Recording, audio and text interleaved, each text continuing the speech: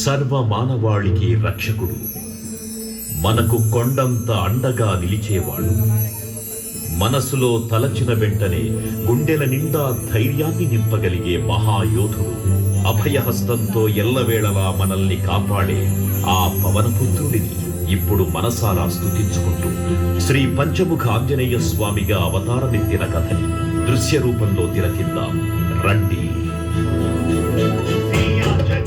ప్రసన్నాంజనేయం ప్రభాదివ్యకాయం ప్రకీర్తిప్రదాయం భజే వాసుపుత్రం భజే బాలగాత్రం భజేహం పవిత్రం భజే సూర్యమిత్రం భజే రుద్రరూపం భజే బ్రహ్మతేజం. అది రామాయణ మహాయుద్ధం భీకరంగా సాగుతోన్న తరుణం. శ్రీరామచంద్రుని సారథ్యంలో వానర సైన్యంతో విజృంభిస్తూ లక్ష్మణస్వామి తనతో పోరాటం చేస్తోన్న